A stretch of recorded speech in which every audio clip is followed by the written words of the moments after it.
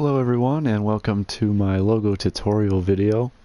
This one I'm just going to give some tips for those of you who are still kind of on the fence or aren't quite sure how to use the logo editor. As you can see right here, I have my Charizard's logo that I just did for commission a few days ago, and I really liked the design. I had a good idea in mind for the jersey, so I just stuck with it, kept it as my logo. But as you can see here, there's all these different shapes that I did. And I'll kind of tell you how to, make these shapes, how to get started. There's a bunch of different ones you can kind of see here. Like this one says 28 through 29. I'll show you how to do that. So first things first, I'm going to just get a blank slate for now. And here's what you can do. When you first start out, you're going to get something that says Insert New. And you have all these different shapes.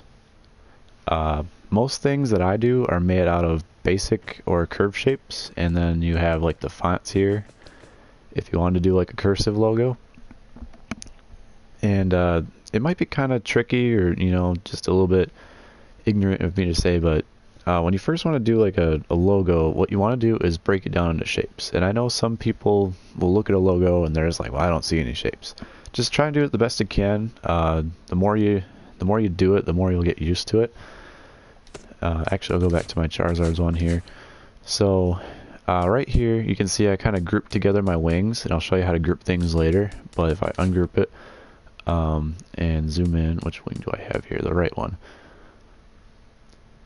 So right here, when I first did this video, and I also put the Charizard's logo speedrun in the description here, so you can kind of see me rifle through this, and you can also slow it down using the YouTube settings. But what I did when I first made this wing is first I started with this little square thing that arches out of his back.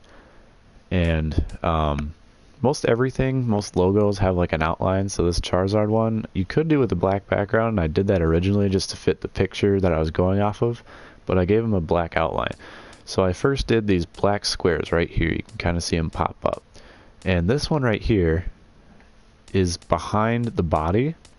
And that's the thing with these layers. Like, you can put things in front of other things. And to do that, like if I wanted to bring this black triangle out to the front, all you do is you go to layer order, where it's L1, R1. See me flipping back and forth between those two there.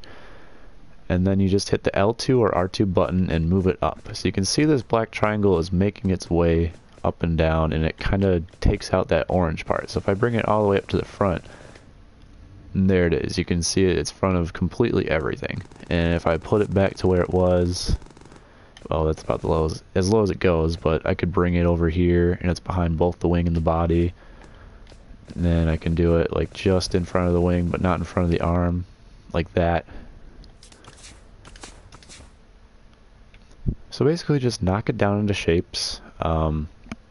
You'd be surprised how many things you can make with just some circles, triangles, and squares. So I'll just do a little square right here, and the other thing you can do is rotate. So if you are in the rotate scale one, you can just hit L2 or R2, kind of make it spin like this. And if you kind of hold up on the right stick to the right, you make it bigger. Down and to the left makes it smaller. And yeah, just kind of fool around with the stick. You can kind of take a square, get a feel for like what it does. I'm just moving it in a counterclockwise fashion. This is clockwise. Just kind of get a feel for how the shapes move. If you do a circle, it's not going to do too much, except for, I mean, if you scale it or if you rotate it when it's in a perfect circle, it's not going to do much. But say you wanted to make like an oval and then rotate it, etc. So I've got it down to be pretty fast when I make logos, and a lot of that is I copy and paste and group things, and then if a shape isn't working for me, you can just go to change art. So let's just say I have a really stretched out oval right here, and I want to like change it into one of these like little egg shaped things. Not too much of a difference, but let me see if I can do it from, so let's say I had a square and I want to change it to a triangle really quick. And then I could take this one, copy and paste it, and to bring up that little menu, all you do is hit the X button, I should mention. So say I want to get like a kind of needlepoint design like that instead of like a square. I don't know, but so yeah, basically you can take these shapes and form other ones. So I could do this thing if I can get it to go a bit faster. So I could do one of these shapes, or you can just take two perfectly good other shapes and form it into the same shape. So if you're having trouble, not quite sure where to go with the piece, you can just, you know, take a few pieces. I've done that in the past. If a circle doesn't look as curvy as I want it to be, I'll just take some of these like half dome shapes here, these orange ones that I'm kind of flipping through right here, and I'll make it a bit more curvy. I think I did that on this wing right here. So like right at the, or this one here. So if you look kind of where that like point is, those 2 points on the bottom, let me ungroup it here, I'll kind of show you. So I just use these things to, otherwise it just looks very flat. So if I deleted these, it's a bit more rigid. You can kind of see where that blue part is without the black outline. It just looks a lot more straight edged. So some other tricks and tips you can do. The tool I use the most is right now is rotate and scale. So that's the bread and butter right there. That's how you move your shapes, kind of curve them and form it into the way you want. Skew I barely use. Sometimes if somebody wants like a tilted font like this, you know, it still has that flat edge at the bottom. But the other thing with Skew is you can kind of get messed up and do it way too skewed way too quickly, so I kind of avoid that if possible. There's also the expand. So if you had a square and just kind of went up on the stick, it's going to keep its proportions, and it's a bit, you know, slower than the scale button. But yeah, the expand button just makes things bigger or smaller depending. So like the scale button, you could do it and it won't keep the proportions whatever way you move it. The way I kind of operate, you know, I usually kind of do this anyways. I kind of make it like disproportionate to like what the one was to start. So I'll keep that. And then those are your 4 tools. You have the layer order too. So I could like put this behind the wing. Like I said, L2, R2 button. That's how you do it. So let me see here. I'm just going to give a quick little thing about these shapes. So for this one, let me zoom in on the hand here. Oh yeah, if you want to zoom in on your work, go to the layer order. It's the only way you can do that. And then you move the right stick in and out like you would with the scale button. So if you really wanted to like get something very detailed, just zoom in and out using the right analog stick using the layer order thing. And I accidentally moved this one a bit, but basically when I did this hand, I took a black background, copied it, so I took all of these. You can see how all the black ones are highlighted here, and then I did the group selected, and then it makes this little thing.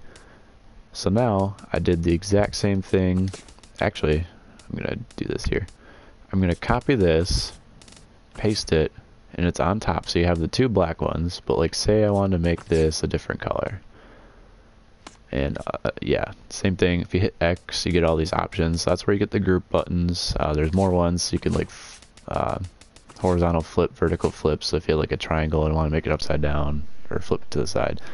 Anyway, I'm kind of sidetracking here, but say I want to do this one and make it like a pinkish color. So now these ones, the black and the pink, are the exact same. So if I want to make a pink hand, I did the black one first, and then I'm going to drag this pink one on top of it, kind of downsize it a bit. Then I could copy paste this one again, and maybe if I make like a blue one. So that's how you get different layers of stuff. And then sometimes it's not perfectly, you know, when you group this stuff, you can't skew it, and like the scale kind of works like the expand button. You can't actually, you know, go side to side. It's only like making it bigger or smaller. So that's the thing to remember if you make a group. So, sorry, I had some issues with my mic there for a second. So that's one thing to keep in mind when you're grouping and stuff, is you can't necessarily make it disproportional. It's going to keep it proportionate now that you grouped it. And sometimes if you want an outline, you can kind of see how it's like really thick there at the bottom, but really thin over to the left side. So I'm gonna like paste it and just bring it out a little bit like that. And the same thing kind of applies to letters. If I can go to the fonts here, so zoom out here. Make this a bit smaller first. So say I wanted to make a font with an outline. I would copy paste this, change the color. This is also really handy. They have all the colors here, so I, use this Oakland A's yellow a lot. White's the one thing I can't find onto that. So yeah, I made this A and I wanted to like downsize it, but you can see there, like the bottom's way too big. There's nothing in the middle triangle. So then you can, where'd my other, oh, did I just delete the other one? There we go. So I'm going to copy this black part and paste it again, and I kind of zoomed out to the point so you can kind of see how I made the A smaller. It's just another A, but I resized it so it just fills up that middle part right there. And it doesn't look great. The ones with like a lot of different, like, if you did a letter C, it's going to be a bit easier, but you can still see at the bottom of the A there, like on the left side, there's nothing. So with that, you can kind of touch it up using, another square tool or something. Then the other trick is to like scale it so it's still flat with this. So for this one, you might almost have to do a couple tools, like one here. I cut it accidentally. And then like so.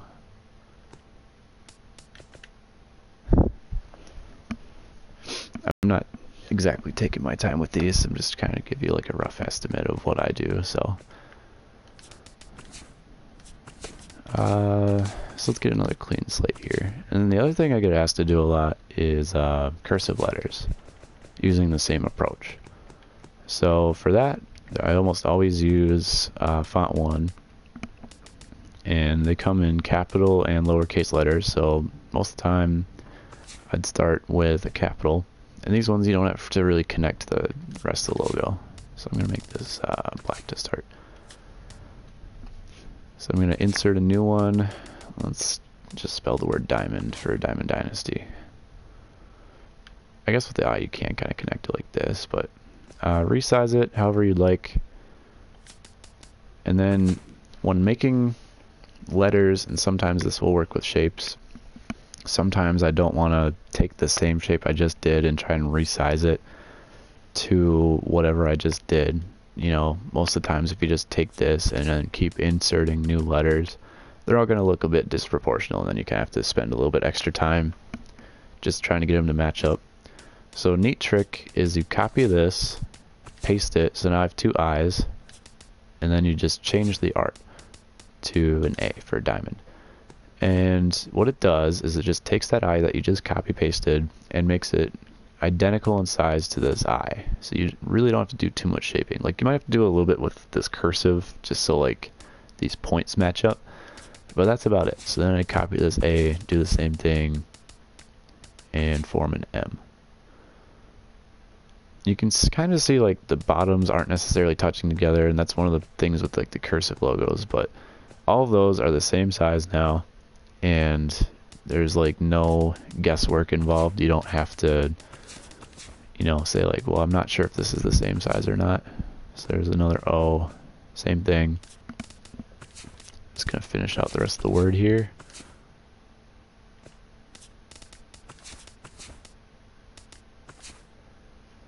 And there you go. There's the cursive script. Kind of basic. You can add a few more steps. Now what I'm going to do is group this entire thing, copy paste it, and what color should I do? I'm going to do, let's do like a bright red. So now I group these. This red one is completely on top of the black, and then what I'm going to do is take this black one and scale it and use that technique I was talking about earlier, just kind of shortening it up a bit and moving it to different places so it's not like fat all at one end. This D is not touching. other one. There we go.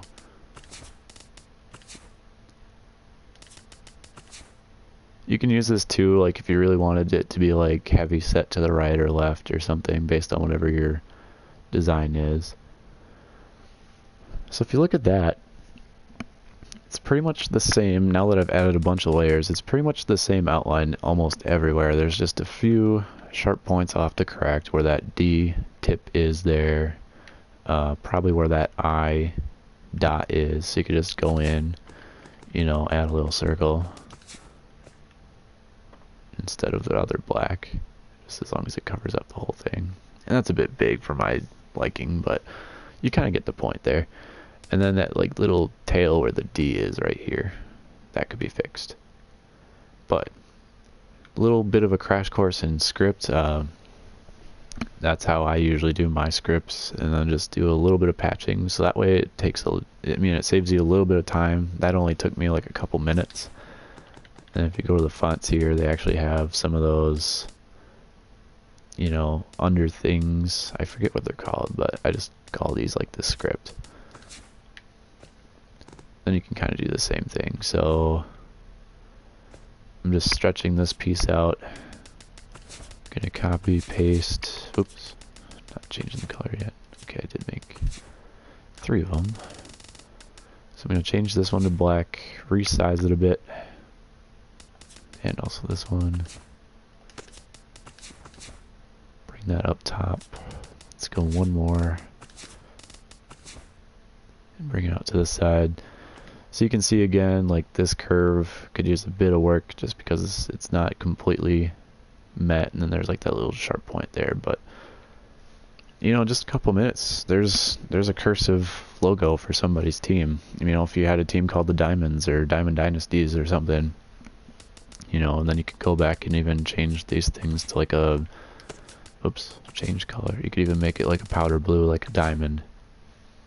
So once you group all these and kind of mess around with it a little bit, it's pretty simple.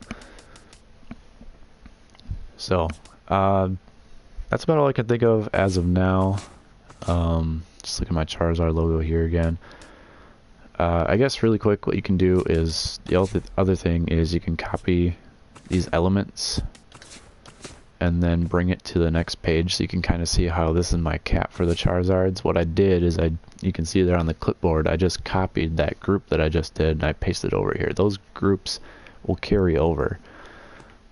So say I wanted to go back and group his hand instead, so I can copy that to the clipboard, discard my changes, and then put this as my cap logo instead. So there you go.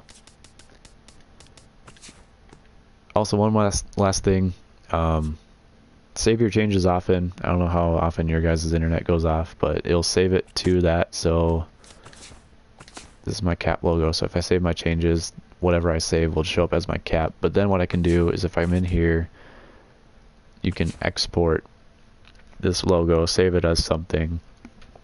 So I could call this like Charizard Wing, Charizard Fist, whatever's on there, and save it to my vault and upload it.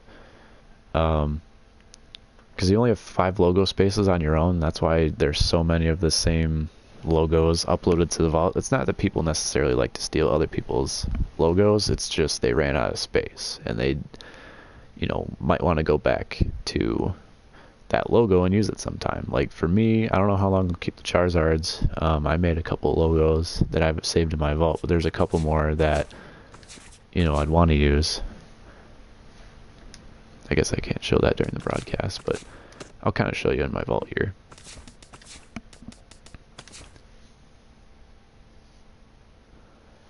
So if I go to my logos, anytime you export something, you can upload it to the vault and then it shows up under your logo. So all of these are ones that I made for other people. That's the Braves patch, Goldie Gopher. You can kind of sort by like when you created it. So the first logo I made was this Mighty Wombats one, and I don't have enough spaces for it right now, but I could just go back and download it right now if I wanted to. Or say this Hurricanes logo is made by somebody else, I could download it from the vault, put it in my thing, and then upload it again as my own. It's not necessarily that I like stole their logo. It's just I could go back and say like, okay, I want to use this Carolina Hurricanes logo, and then that way it doesn't take up one of your 5 spaces. So hope this little logo tutorial helps some of you out. I'd be happy to take more logo commissions for those of you who still might have a little trouble with it or like my work. But if you want to get started making logos, I hope those are some basic tips that will help you out. If you have any other questions, just kind of leave them here in the thread. I'd be happy to help you. You know, with whatever logos you need to do. There's some things that I still am improving on, so that's the other thing. Just make a few logos. They might not look the best to start. You can kind of see like the ones I created here. I kind of struggled early on. I had to get used to the, I mean, some of you might think these are really good. I see a bunch of faults where I'm just like, man, that could have been better. But, you know, it just takes a little time, a little bit of practice, getting used to all the tools and stuff. And hopefully this video will help you out with a little bit of this. But it's also just testing it out. So like that one earlier when I was showing like the logo where you're scaling around with the right stick, it takes a little bit of feeling and stuff to get used to. And then all the shortcuts like copy, paste, group, that'll take some time to get used to as well. So again, any other questions that you guys may have for me, I'd be happy to help, and good luck making some logos.